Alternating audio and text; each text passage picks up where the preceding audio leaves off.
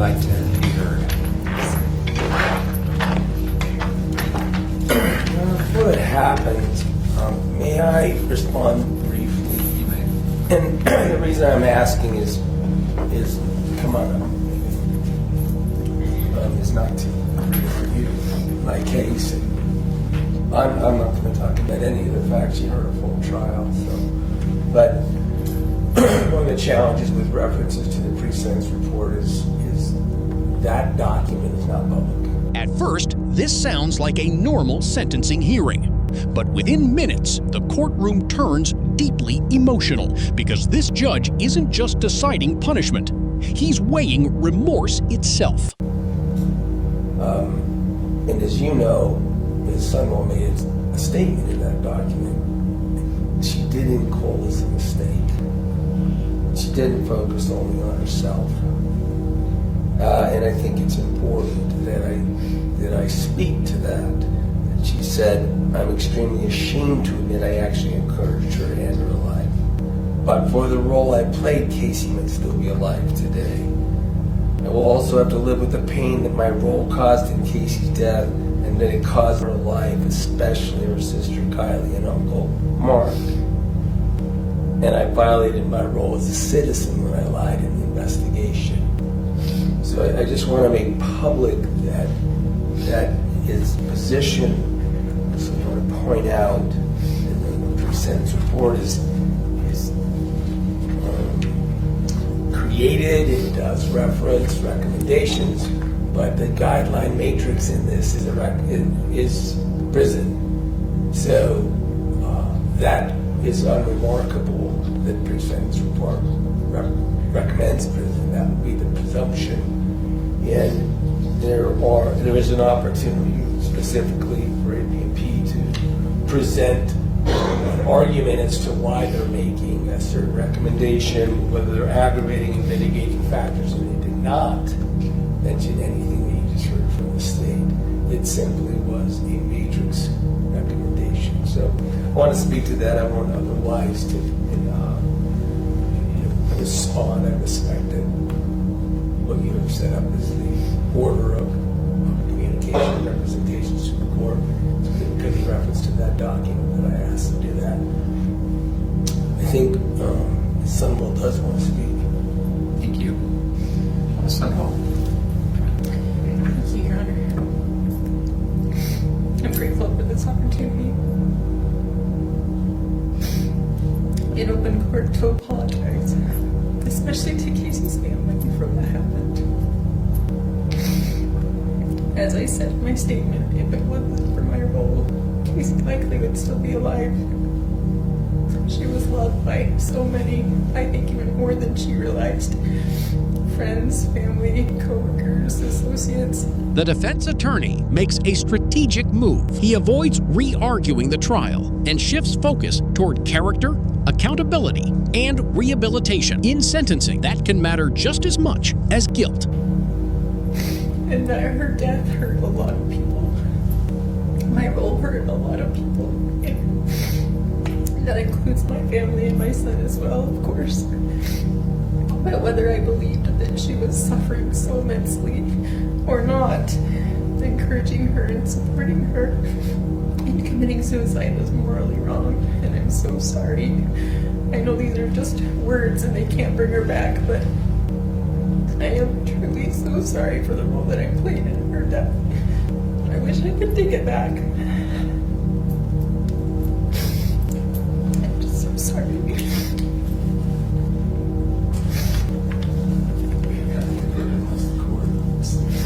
Thank you.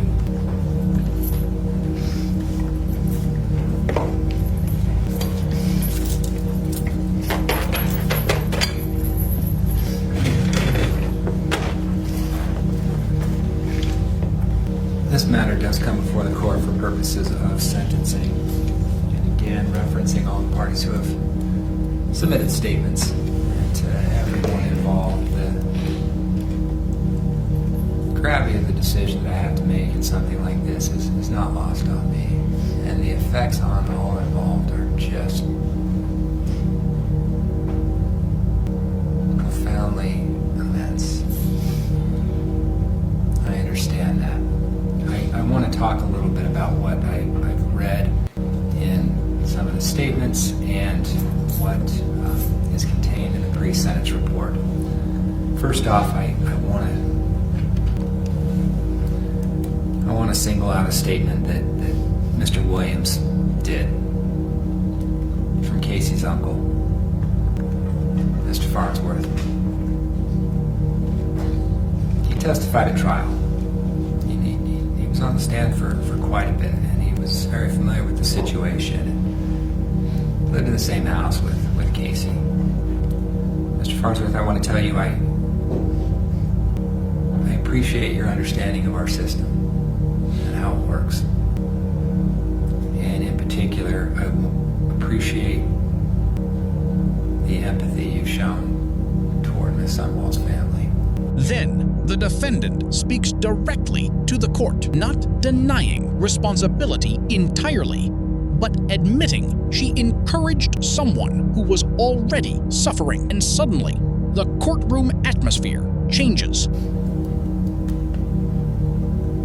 While acknowledging your own family's continued suffering, those are not statements I see every day. So, thank you. Also, from the statements, it's clear that Ms. Sunwall, you are supported by many, many, many people. It's only going to help you moving forward. In trial, we were shown an exhibit that was a photo that was next to Casey's pillow. And it appeared to be a picture of you and Casey. And on the frame, it said best friends, or something to that extent.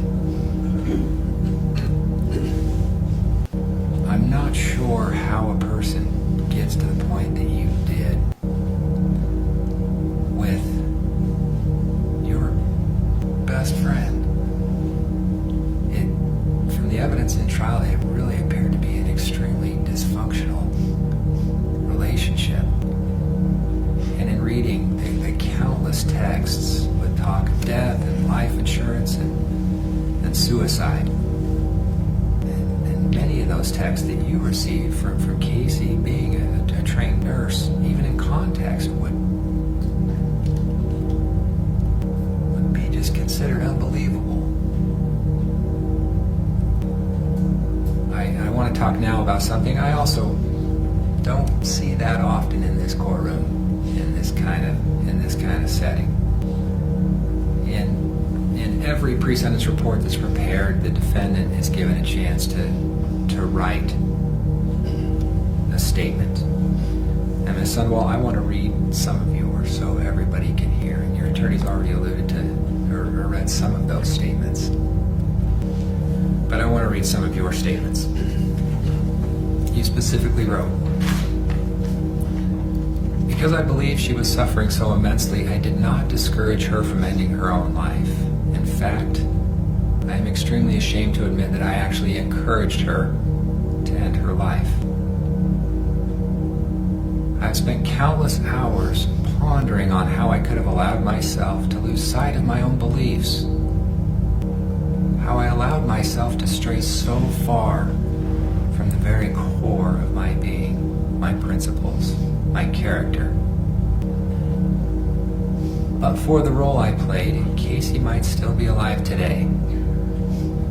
I will have to live with that shame, the absolute regret, the overwhelming remorse at my role every day, every hour, every minute, every second for the rest of my life.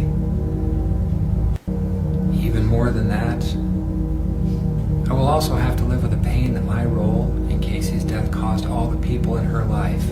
The judge begins reading from the defendant's own written statement, line by line. He highlights shame, regret, and personal responsibility. Not because it erases the crime, but because remorse can shape how justice is delivered. Especially her sister Kylie and her uncle Mark.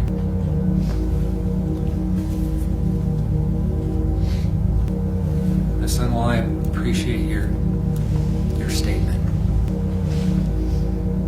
shows some self-awareness. And that's not something I always see. In fact, it's rare.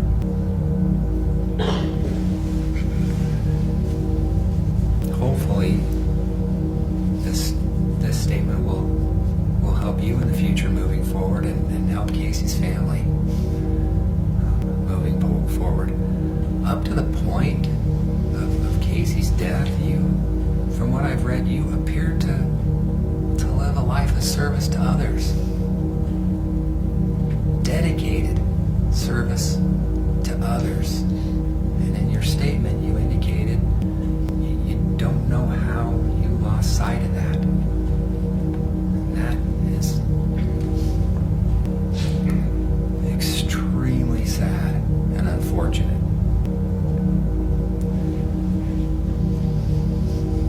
The balance in a matter like this between justice and mercy is a delicate one. It really is. But the fact of the matter is that a human being died. Casey. She died too soon. And you played a key role in that death. As has been stated by both sides, this is a tragedy that never needed to happen. It just didn't. I can only imagine the suffering that Casey experienced in those last hours in your presence. And the fear.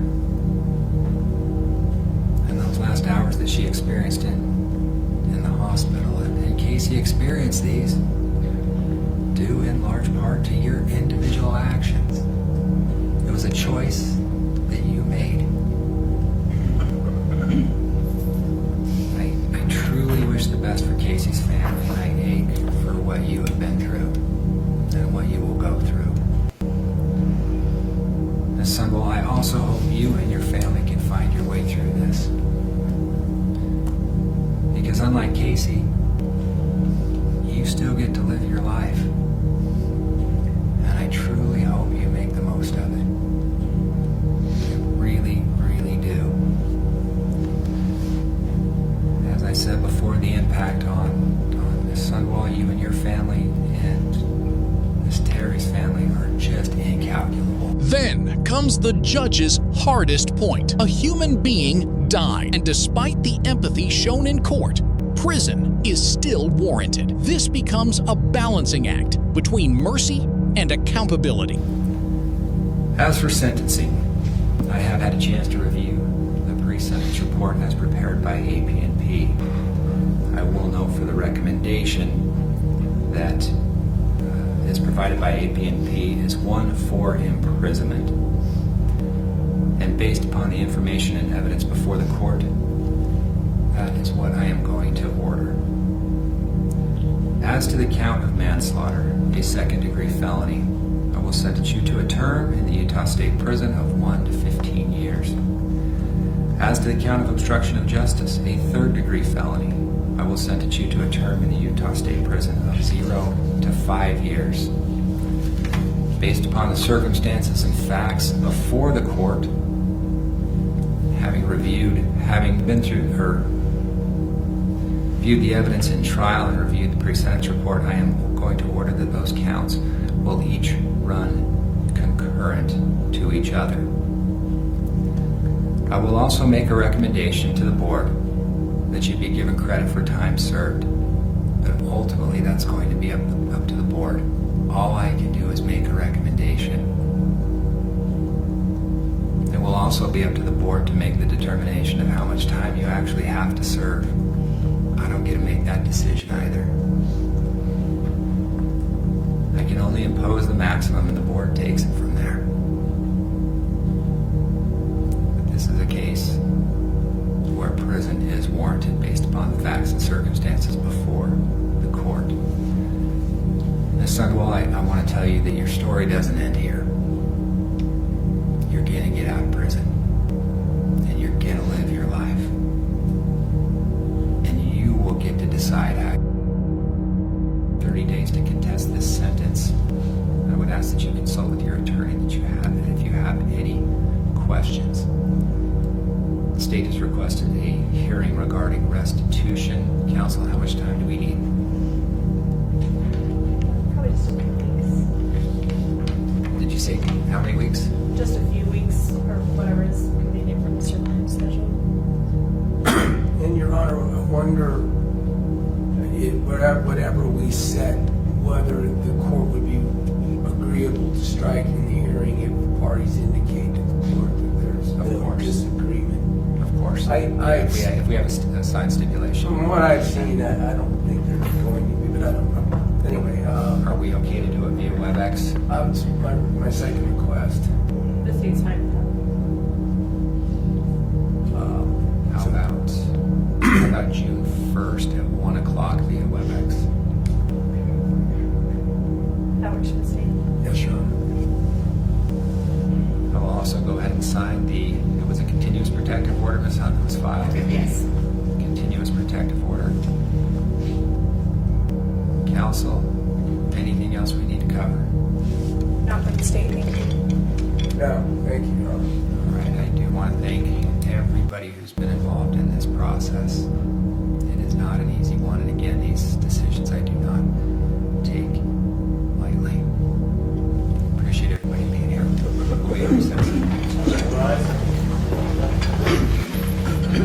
In the end, the judge imposes prison, but also leaves the defendant with one final message. Your story doesn't end here. A rare courtroom moment where punishment and hope exist at the same time.